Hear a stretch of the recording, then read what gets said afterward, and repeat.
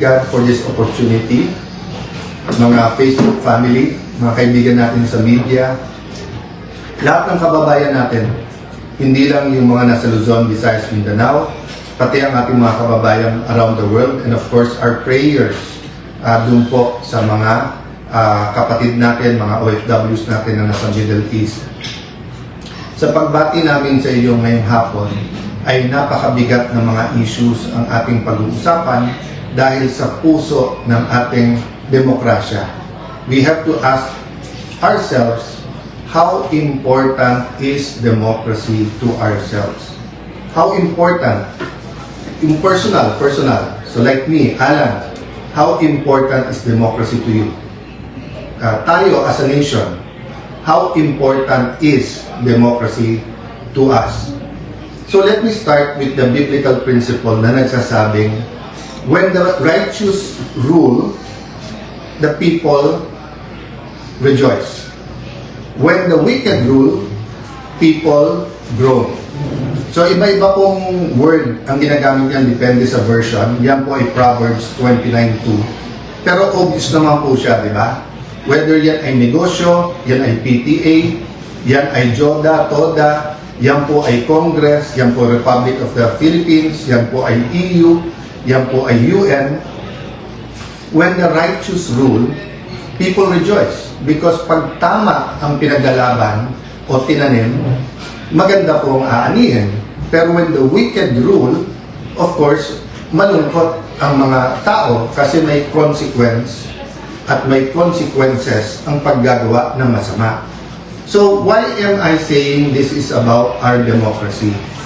Well, good governance kasi is about doing the right thing. And because men and women have their weaknesses, na-develop po yung presidential form of government at yung tinatawag na check and balance.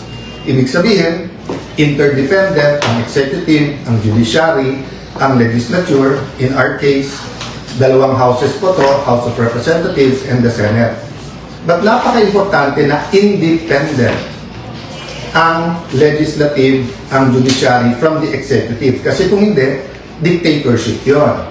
At pag may dictatorship ka, tama't mali, iuutos na lang ng iuutos to, wala nang check and balances. So, paulit-ulit sinasabing magulo ang Senate. Hindi po.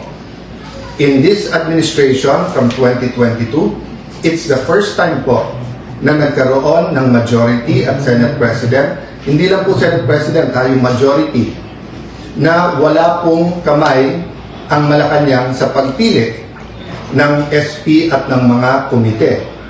So, ibig sabihin po, I can dare say this is the first fully independent majority.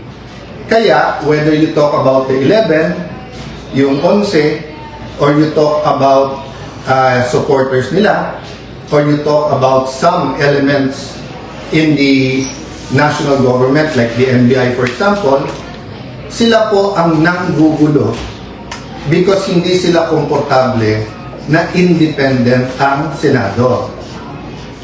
So when we talk about check and balances, may consequences po to. So for example po, bilang check sa executive, meron pong impeachment process. So hindi pa ho kami nakakaupo or bagong upo pa lang. Sinabi na po sa amin, you want to do it again? Tuloy mo nakalay po. So, sorry guys, I'm just asking kung okay naman yung sound. Lapit mo na. Okay. Because we're just using a cell phone and taking this opportunity to speak to all of you directly, no? So, nandun ako sa impeachment, di ba? Ang dami po, may mga bishops, may mga business groups, may mga schools. Naglabas po lahat ng mga statement na kailangan independent, kailangan impartial yung impeachment.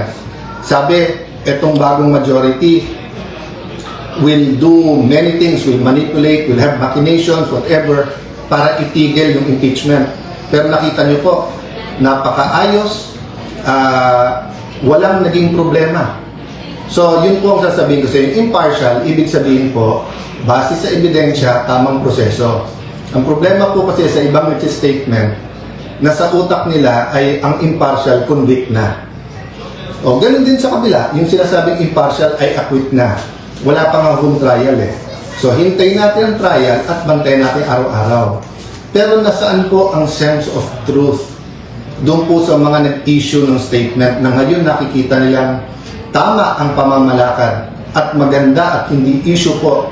Maganda po ang takbo tungo doon sa impeachment. Maganda ang schedule.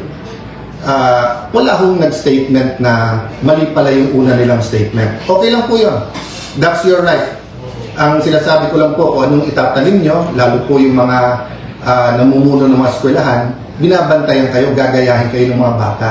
So dapat, pag tayo gumawa ng statement with integrity, with truth. Ganon din po, yung events na nangyari po noong Tuesday. Let me clarify hindi pa namin pinagbobotohan yung amendment sa rule na papayag po sa teleconferencing or online na pagboboto. Wala pa ho kami doon. Ang pinagbobotohan pa lang ho, whether or not pag-uusapan ito. So again, to the heart of democracy, is there anything wrong with talking about changing the rules? We're not proposing murder. We're not proposing abortion na mga per se mali na dapat hindi pag-usapan kasi ayon sa konstitusyon natin mali. Ang pinag-uusapan po natin kung sa mga panahon na ngayon, given the threat sa Senate, given the different attacks on the Senate, given the different attacks on individual members of the Senate, yung experience po namin nung minority pa kami kung paano pigilan na magbuo ng majority. Yung mga threats na tanggap namin. I'll go to that later. And in the next few days, option po ng ibang mga senador yon maglabas ng ebidensya sa mga pananakot na ginawa para hindi namin mabuo yung independent na Senado. What's my point po? Yung paulit-ulit po na sinabi ni Senator Kiko Pangilinan, paulit-ulit po na sinabi ni Senator Risa Tiveros, paulit-ulit po na sinabi ni Senator Lacson, at lalong-lalo na po na sinabi ni Senator Erwin Tulfo. Hindi lang po sa session hall, sa media, at hindi lang Tuesday, even the days after. They kept on saying, bakit walang debate? Bakit hindi nila pwedeng pag-usapan yung side nila? Wala pa nga ho tayo dun. Kung nakinig lang sila, kung sila po ay tinigil nila yung drama, even after the session, and instead try to listen to each other, the motion was to take up the amendment. Ibig sabihin, is was sponsor pa to, and then ang bawat isa ay pwede magtanong, pwede pa nga mag-amend kung tingin nilang mali. So I won't dwell on that, but just to say that the starting point has to be the truth. And ang problema, if you're on their side, dun sa 11, na 11 po kayo, kasi po sinasabi nila, wala silang chance na magtanong, magpaliwanag. Wala pa nga ho dun meron chance. So sabi nila, tyranny of the majority. Hindi po. Tyranny Tulfo to. Tyranny Lacson. Tyranny Pangilinan. Tyranny Ontiveros. Kasi palakasan ng boses, imbis na we listen to one another.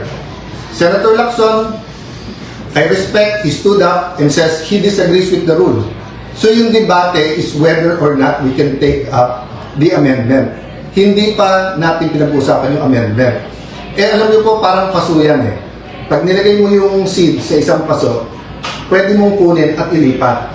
So, bantayan niyo po yung Senado. May tinatawag kaming change of referral. Halimbawa po, nalagay sa Committee on Public Order, tumayo yung chairman ng Committee on Justice the next day, sabi, mali ang referral doon.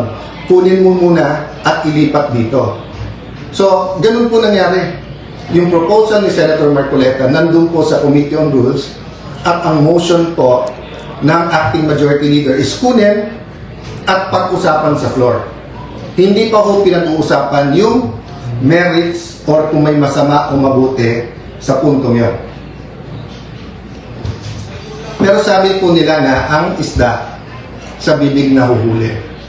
Kaya kita nyo po yung pala plano all this time. arestuhin, takutin, intimidate ang nasa majority.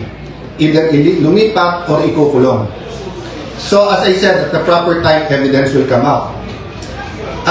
I won't go to the merits, demerits. Wala kaming problema na kasuhan. Wala kaming problema na sa korte patunayan kung sila ay guilty o hindi. Ang problema po namin, yung gagamitin yung threat, na pag lumipat ka dito, wala ka ng kaso. Pag diyan ka, tutuluyan ka namin.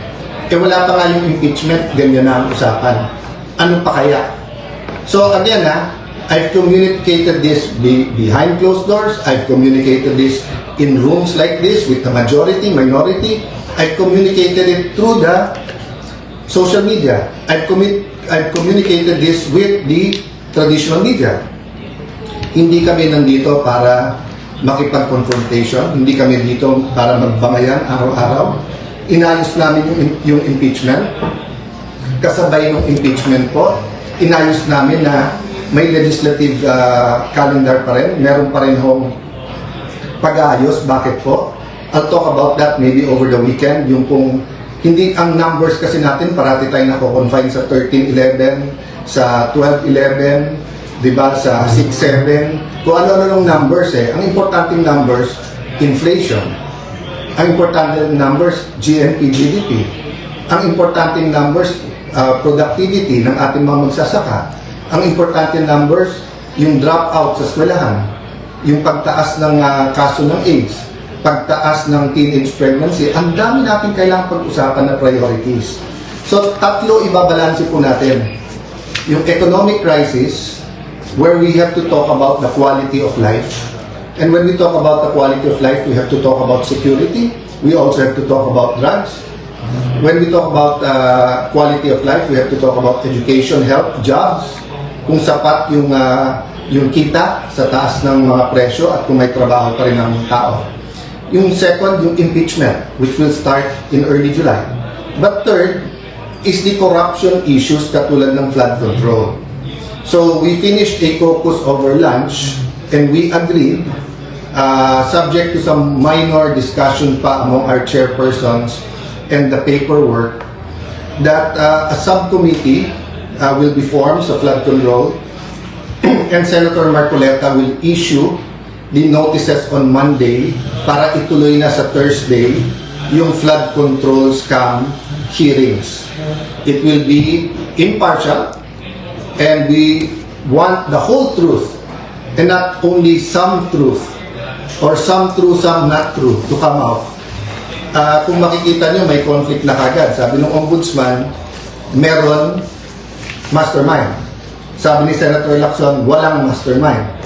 Sabi ni Senator Lacson, eto yung mga dapat hindi imbitahin. Sabi naman ni Senator Marcoleta, eto dapat imbitahin. So I'm inviting the whole public, bantayan nyo Senado, in the same manner that we are on trial when we have the impeachment. We also have to hold everyone accountable pagdating dito sa flood control. Which goes to my second point. The Committee on Public Order, dun po na-assign yung May 11 events that for us led to the May 13. And ngayon, kung sino-sino nag-iimbestiga, sabay-sabay po ngayon nag-iimbestiga, nagsistatement sa Senate. DOJ, NBI, CIDG, may PNP, may CIDG, hiwalay pa sa spokesperson ng PNP, meron pang so Ombudsman, NBI, DOJ, PNP, CIDG, DILG. Agad-agad pumayag kami sa joint with the DILG at PNP, but at one point, sila na lang. Kami tahimik para independent. Pero kung ano na narinig kong statement, katulad nung sa CIDG na imbestigahan daw si Robin at kami dun sa pagtakas ni Senator Bato. Mismong boss nyo na mismong DILG at PNP nagsabi na May 13, wala pa kayong hawak na warrant at pending pa sa Supreme Court kung pwede nga i-serve yung warrant. So paano naging pagtakas yon at paano naging krimen na tulungan siya makalabas? So kung iimbestigahan nyo ang buong Senate at majority, kailangan yung imbestigahan ng Chief PNP at SILG. Kasi sila mismo nagsabi, wala namang warrant na isa-serve eh. So, it's getting crazy. Paulit-ulit na lang kayo na magulo ang Senado. Hindi po ginugulo nyo. Let me backtrack ha. Nung natanggal po last year si Senator Cheese Escudero, lumabas yung anyone but cheese. Anyone but cheese. O, pumayag na si kanina, Senator Loren. Nung February po, iupo po namin si Senator Loren. Doon nagsimula yung mga pressure at doon po nag-impulsa na narinig namin na kasama sa deal yung mga kaso. O, sinabi anyone but Loren. O, pag upo ko naman, anyone but Cayetano. To be fair, hindi ko narinig sa Malacanang yan. Narinig ko sa mga kasama natin sa 11. And so far, since May 11 to now, what have we done but try to talk about the bigger picture? To talk about crisis, to talk about values, to talk about God in government, to talk about unity. Bakit kayo takot na yung majority na to ay gawin namin ang aming trabaho? Wala naman kami tinatarget eh. Hindi katulad nung inyong dating majority na talagang tinarget ang Senado para pababain yung rating. Again po wala dapat pagtakpan. Wala dapat po from the President, the Vice President, Senators, managot ang dapat managot. Kaya mag-repent na yung mga dapat mag-repent. Pero sobra po naman ata na lahat na ng sisi binibintang sa ilang tao o ilang partido lang. Bakit po ba? Yung taas ba ng presyo ngayon, pagtaas ng gasolina, yung kawalan ng trabaho, handling ng mga cases ng OFW, yung flood control, yan po ay sisisihin nyo sa opposition, yan po ay sisisihin nyo sa majority ngayon. So anyway, that's your privilege. Let's have the hearings, then let's people judge. And yun ang advice ko sa 11. Maghanda na rin, mag-attend kayo. So rather than spewing out venom, calling us names, yung basura kasing tinatapon nyo, babalik din sa inyo, di ba? So kita nyo, yung mga tinawag nyo na names before is now all over the internet. Rather than debating, the Tuesday night should not have ended that way. There's no need for the walkout. It would have taken us hours. Baka nga Monday o Tuesday pa matapos ang debate sa daming gusto magsalita. Ang problema, you refuse to listen to us. So, let me talk about many more things. No? What are the important numbers? Why we have to think about our democracy? Why good governance is important? I'll talk about that sa weekend. No? But importante, tonight, matulog kayo na nalalaman, meron kayong gobyerno na hindi sunod-sunuran lang. Meron kayong Senado na lalaban. Meron kayong Senado na hahanapin ang katotohanan. May mga senador sa majority na handang makulong, ilaban lang yung kanilang prinsipyo na independent ang Senate. Tuloy-tuloy po ang intriga, kaya tuloy-tuloy din po ang pagmi-meeting namin. But our country is worth it. So if you ask me what can you do for us, pray for us. No, pray that we stick together, that this majority will be given a chance. But pray then, di ba, na walang cover up kahit sino man.